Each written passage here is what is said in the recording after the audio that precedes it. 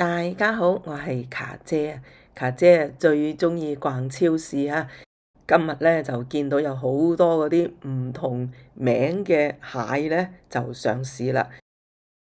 鍾意咧都可以買啲嚟返屋企整嚟食㗎喎。卡姐咧就好鍾意咧就去唐人街買豬肉㗎。嗱，呢一間肉食鋪係咪啊？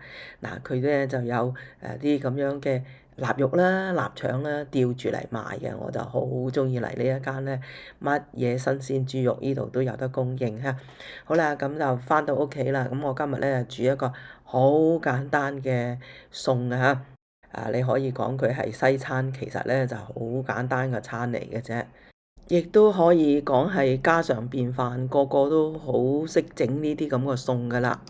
係奶油汁蘑菇燴雞柳啊！亦都有啲汁嚇，可以點麵包食。咁我食材咧有雞扒啦，同埋有少少蘑菇。咁我係用嗰啲 cream 嚟煮嘅嚇，係好簡單嘅。好啦，咁啊喺呢度咧就唔講阿卡姐煮咩餸啦，呢啲係簡單嘅餸，唔需要人教嘅。我就回答一位網友嘅留言，佢就話：卡姐嗰啲沙蟲煲湯係咪好甜㗎？係啊，但係咧你就要配合肉類落去煲啦嚇，排骨啊、雞啊或者係豬展啊擺落去煲。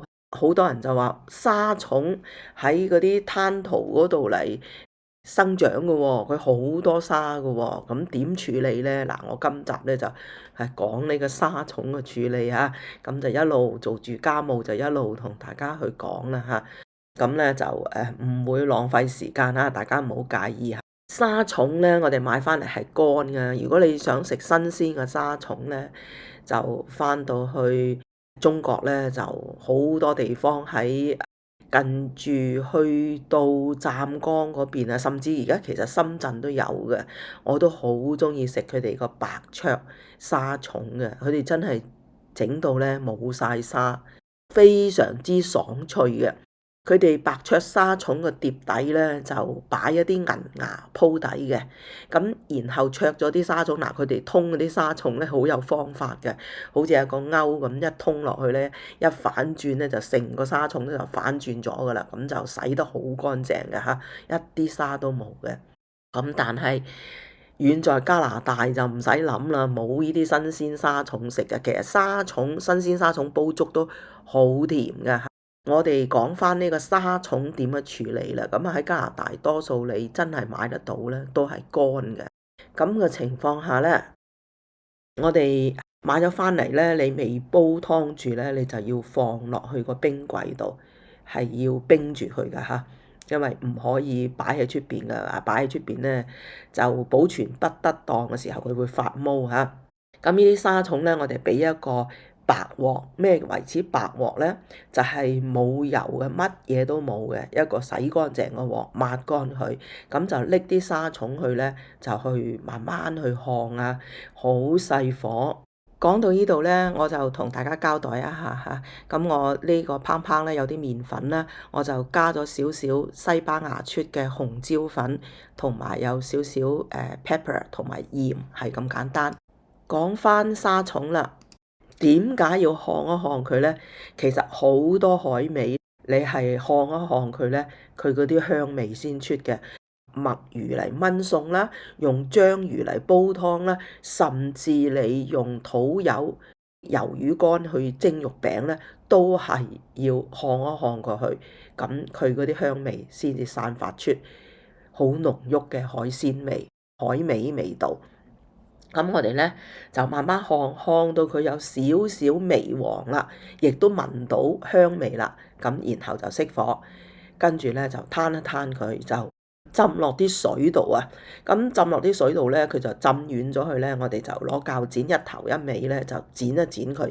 然後咧，即係佢好似個竹筒咁樣噶嘛，係咪？咁我哋用個鉸剪就迎住佢個空心個位置咧，就破開嗰個沙蟲。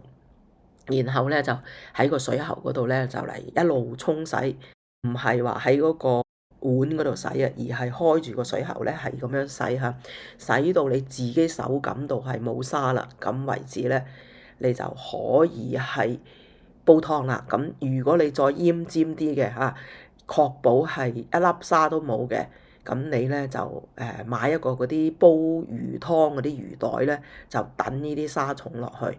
但係我就冇咁樣做嘅，我始終覺得嗰啲咁嘅纖維個布袋等落啲湯度咧，我就唔會咁樣做啦。如果我真係煲魚湯怕有骨咧，我就寧願去煲咗呢啲魚湯，我隔渣，隔咗渣咧，你用一個嗰啲密嗰啲網啊，廚房嗰啲咧，隔完之後咧，你就可以攞到一啲好靚嘅魚湯噶啦，就唔驚係有魚骨嚇。咁所以我自己咧就唔會用魚袋嘅。咁嗰啲沙蟲咁樣清洗乾淨之後咧，你就然後就可以擺落個煲度煲噶啦。我咧就好多時煲湯咧，我都會加一啲乾貝落去嘅。乾貝同乾瑤柱咧，就係嗰個 size 之分嘅啫。其實日本都有乾貝嘅，而家喺唐人街大概38蚊至到45蚊一磅啦。如果係嚟自乾貝係嚟自日本嘅話嚇，如果係中國嚟嘅咧，佢大概就係真係半價嘅啫。10零20蚊一磅嘅啫，咁就睇下你會買一啲邊個級數啦。我就會買從日本嚟嘅，佢係細粒啲，但係咧你係可以俾少啲，佢個味道啊濃郁啲，我就俾少少落去。咁然後咧我就中意買嗰啲豬展骨啊，喺唐人街買嘅。點解話唔買豬展買豬展骨咧？你有時去超市睇到佢3個零咁一磅嗰啲豬展好大嚿嘅，嗰啲其實係冇乜味嘅。我唔知點解啦嚇，我就真係中意去買唐人街嗰啲豬肉嘅。嗱，講到呢度咧嚇，我哋而家煎嗰啲雞扒咧，就慢火去煎，俾心機，俾啲耐性去煎，煎到佢好似啲鹹餅乾咁啊，係好脆嘅。好啦，咁又講翻我哋啱啱個話題啦。所有黐住骨嗰啲肉咧係好腍滑嘅，咁我就會買豬展骨啦，同埋竹絲雞。一係咧就買唔到竹絲雞都冇所謂，就俾一個走地雞咁啊，去咗皮啦，去咗頭啦，咁然後飛水就擺落去一齊嚟煲，煲出嚟嘅湯咧冇油同埋清啊。咁你可以俾一角仔陳皮落去啊，同埋咧嗱喺呢個時間我又講翻啊，我係俾啲 cream 落去嚟煮㗎嚇。咁你如果冇鮮忌廉，你可以俾花奶嚇。我相信好多人屋企都有花奶啦。如果你飲奶茶就一定有花奶嚇。如果真係冇出去買 cream 喎，咁你就花奶都可以做到呢個白汁咁樣嘅效果。好啦，咁又講翻轉頭啦，我驚住大家等一陣間又要問下家姐，就我就乾脆就講到邊就係邊啦嚇，唔好意思嚇。煲嗰個湯咧就好濃郁嘅啲味道，咁你有無花果咧就俾幾粒無花果落去啦，冇無花果都冇所謂。你如果有蜜棗咧，可以俾2粒蜜棗落去，咁就非常之好甜噶啦。咁我就有時候會俾淮山啦，有時沙參玉竹啦。嗱呢啲咧，你亦都去藥材鋪去問下沙參玉竹嘅功效係乜嘢，乜嘢人可以食得，乜嘢人唔可以食得。我咧就真係長期都走去啲參茸行啊、海味店啊，就同佢哋熟晒噶啦，喺度嚟問東問西啊，因為佢哋好多時咧。有嗰啲駐店嘅，即係駐嗰間藥材鋪嘅中醫咧，咁佢好多時就行出嚟咧，就亦都同啲客人傾偈嘅。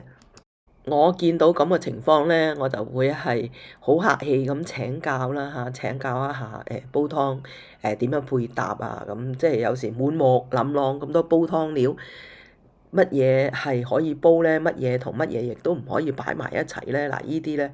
我唔知道其他人啦嚇，可能你哋喺亞洲嗰邊嚟到，或者已經成年咗之後嚟到，可能你有好多依方面嘅知識啦。但係對於家姐嚟講咧，真係蒙查查嘅，所以我就買乜嘢都好啦嚇，我都會擺啲時間喺嗰度咧，就去問一問，問清楚咁樣。咁所以咧，煲湯配搭咧，你就自己去聞一聞啦嚇。咁呢一個沙蟲咧就真係好有效嘅，甚至有啲細蚊仔咧，佢晚頭夜成日要去廁所啊，腎比較虛啲咧，或者係人到中年啊，或者人到老年啊，嗰個腎氣不足咧，成日半夜亦都要成日起身去洗手間啦。嗱，呢一隻經常去煲咧，佢係真係有咁個作用嘅。咁當然啦，食療嘅嘢就唔係話今日食就今日就見效啦，就要慢慢去調理嘅，係咪啊？咁多啲煲啲嚟食，我覺得咧呢啲就太子都食唔壞嘅湯水嚟嘅。好啦，咁啊講到呢度咧，就希望大家如果得閒就去睇下啦嚇，咁就買少少先試下先啦嚇，睇下自己中唔中意啦。同大家一路傾偈，咁又個餸啊煮好咗啦嚇，咁我呢個調味就好簡單嘅啫嚇，俾咗少少味淋啦，仲有啲蒜頭粒，我就唔拍碎佢，因為我哋唔食蒜頭，但係我哋要蒜味嘅啫。咁呢一個菜式咧就係白汁蘑菇燴雞柳啊，應該正常唔係雞排，因為佢冇皮嘅嗰個雞柳，咁啊可以撈飯啦，亦都可以嚟送麵包食都得嘅，配麵包食都得嘅。好啦，今日嘅分享嚟到呢度，多謝大家收睇，下期再見啦。